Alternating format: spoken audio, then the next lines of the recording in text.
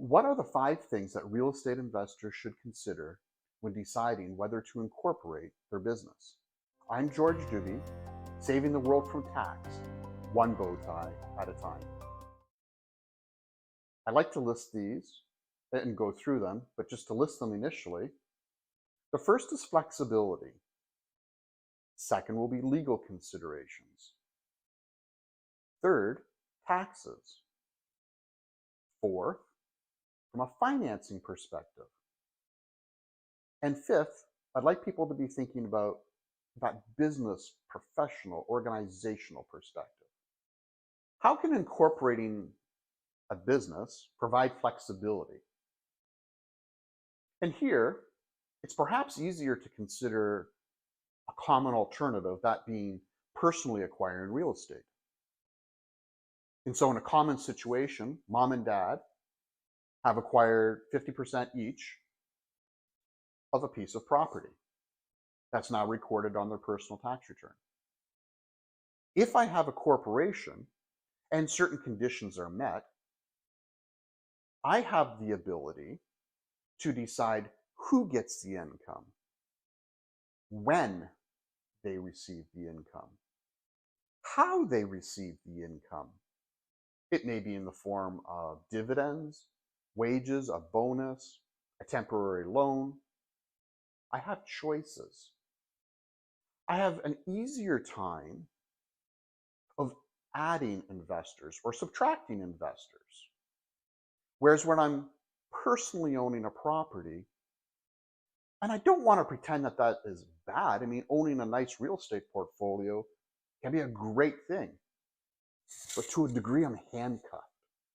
I have to record the income. I'm really adding up the beans in a very straightforward manner, and it's pre-decided how they're being divided. With that corporation properly created, a lot of additional choices remain. That flexibility ultimately, generally, over time, saves taxes. What are the legal reasons to consider when setting up a corporation? So first and foremost, I am not a lawyer. You need to speak to a qualified legal advisor. From a common thought perspective, or perhaps more appropriately, what I've been taught for my own portfolio, is that there are scenarios where that corporation can assist with what I will call creditor protection, protecting personal assets. There are aspects where I'll frequently hear a counter argument to say that, well, you're going to put a guarantee, a personal guarantee, on a mortgage anyway, so what good does the corporation really do?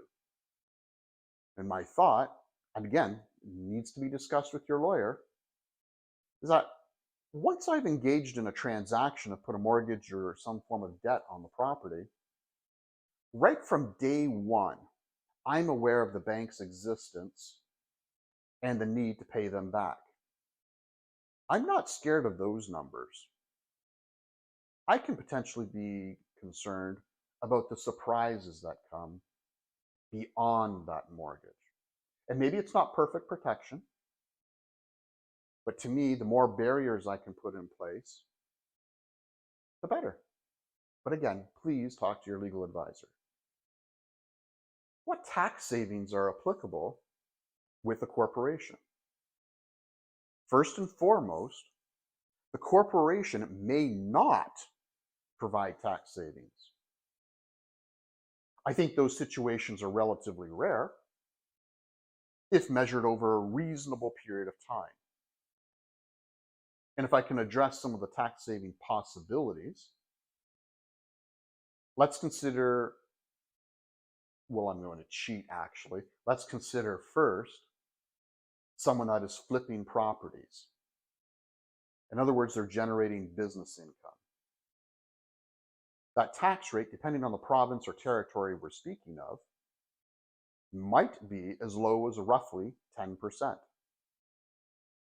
Contrast that to my personal income level, again, depending on the province, that personal tax level at the upper levels is going to be a lot closer to 50% or 50% plus. Clearly a huge difference. Worst case scenario, if my income is so large at a corporate level, generally meaning, with some exceptions, it's greater than $500,000 a year, my tax rate would be, roughly speaking, 26.5%, again, depending on the province or territory. That was still half of what I would otherwise be paying. More common, of course, is the long-term real estate investor receiving rental income, interest income, things of that nature that are considered, from a tax perspective, passive. And many people get frightened because initially that tax rate is approximately 50%.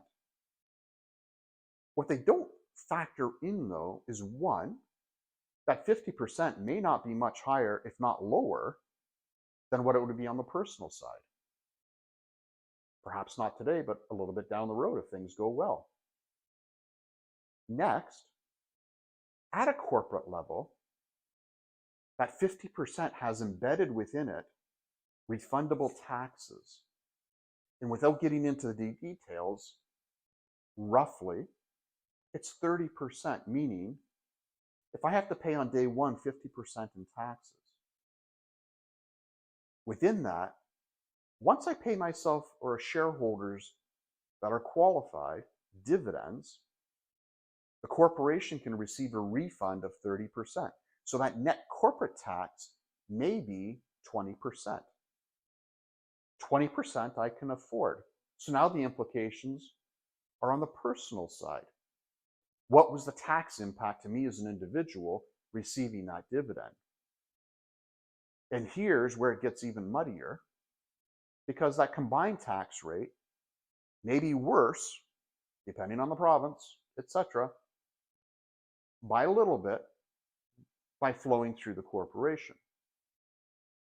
Alternatively, as an example, if I have no other source of income for a shareholder and they're eligible to receive dividends from the company, all of a sudden it's possible, again, depending on the province or the territory, to, roughly speaking, pay about $40,000 in dividends, and there's less than $2,000 in taxes. And while that tax rate increases as we go beyond the $40,000, it takes a bit before we get into astronomical numbers. And so now here's where talking to your tax advisor to see what that true picture is over time, and remembering, if I'm an individual paying, roughly speaking, that 50% tax, that money was gone forever. As a corporation, maybe I'm always going to be in a high tax bracket. Maybe I'm never retiring or going into semi-retirement. Maybe my spouse is never going to retire or is going to have so much income, she or he will not be in the higher tax bracket. Or sorry, will always be in that higher tax bracket. Then what about my kids or my grandkids? Or maybe after years, perhaps generations, that corporation has accumulated several $1 million of refundable taxes that are basically sitting there. Perhaps the owner of that corporation says, hey, George, instead of buying my real estate, why don't you buy the shares of my company? And within that company, let's split those refundable taxes. So we've lost time value of money, but if we were going to lose it anyway, we're still on the plus side. The corporation, as a simple example, over time can provide the tax savings. And we haven't even talked about estate planning, retirement planning, succession. We haven't talked about the ability to pay dividends at different times to different people and in different ratios. So as a very, very common example, one of the spouses may be earning a lot of T4 income, and if they had the properties 50-50, there's a lot of taxes going to that high income earner. Rather, income going to them, taxes out the window. With a corporation, it may be possible to pay those dividends to a lower income spouse, use up low tax brackets, and as a family, between personal and corporate, have a much better tax situation. Again, this gets complicated. There are a lot of if, ands, or buts. It's really important to talk to your tax advisor, but please, please, please do not think that automatically every situation is better or worse just because a corporation exists. Does incorporating help me with financing? And here, historically, I've gotten myself into a lot of trouble by not completely always, but very frequently saying yes. And so it's important to note, I am not a finance professional or a mortgage broker. But it's not like I haven't financed real estate investments before. And it's not like I don't interact with many of those advisors with my clients. And so a couple of thoughts from my side. So one, I acknowledge it can be faster, less expensive to initially be financing a personally owned property. If we just measure the transaction of obtaining that financing and the interest rate and terms in contrast to alternatives using a corporation. Again, I think it's short-sighted. Frequently, the people that complain to me about they cannot get financing with that corporation, they will say now, I've now got 5, 6, 7 properties, depending on which financial institution we're referring to. I'm finding it very, very difficult to acquire additional financing because I'm still acquiring personally. And so those clients and finance professionals will come to us and say, we need to transfer all these personally owned properties to corporations. There's some significant costs there. Not that we don't do it on a regular basis, but we could have avoided it. I'd suggest that the corporation provides more opportunities for those advisors that know how to work with corporations and financing and are skilled at that. And that's going to take out the vast majority. That doesn't mean the vast majority are bad. It means that they're probably not working with sophisticated real estate investors going beyond the common threshold of 5-ish properties. And there's quite a few well-known financing outfits out there that are fantastic at getting that financing for that first 5 or so properties. But then they run into that proverbial wall. So on the first few properties, I would much rather be planning for that proverbial wall and what lies beyond. And that often is going to mean setting up a corporation. What are the business reasons for incorporating? And perhaps this is not as strong as of a consideration for most people compared to the other 4 areas that I like to focus on, but I think it does have merit. So the example that I like to give is that perhaps you are trying to negotiate a vendor take back with dear old grandma. And if you're coming at that as an individual personally owning property, yeah, whatever. Whereas if I come at it from a corporate perspective, I have a much different image, a much more professional image, I would suggest. Grandma, I know this is important for you. This is not my first rodeo. I've done these transactions before. I can help you. I can help me. We can create a win-win situation. In working with other advisors, contractors, investors, having that corporation certainly provides a different image in contrast to personal ownership. I'd also suggest some people just like having a little bit of what I will call compartmentalization. And that can be as simple as saying, if I personally own all my properties, it's all kind of in one big pot. Whereas with corporations now, I can segregate based on different investors that are investing with me. I can segregate based on different provinces, which also may have some tax implications. I can segregate based on the type of investments that I'm making, active versus inactive from a tax perspective. The corporations provide more choices, and they allow that image to be very different than just doing something personally. Not that personally is always bad, but I would certainly consider, what are you trying to portray to the outside world? So in identifying the 5 different areas that we like to think about in deciding whether to incorporate or not, what's more important? And here I would toss it back to you.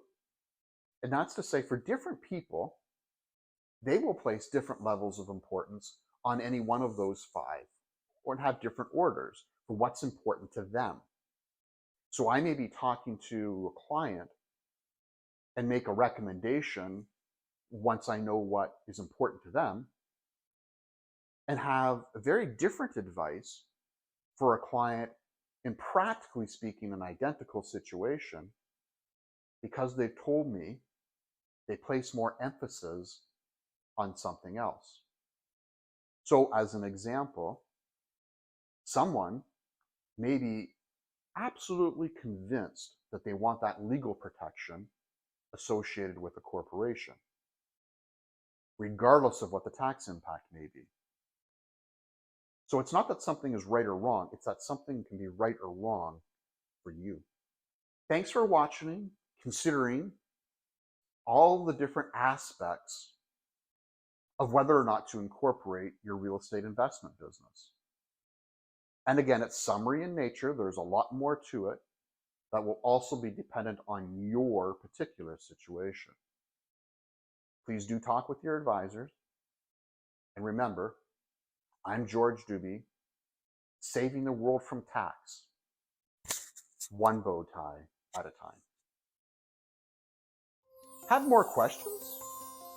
Please subscribe, follow, and even share. I want all of us to have the tax information we need to do wonderful things.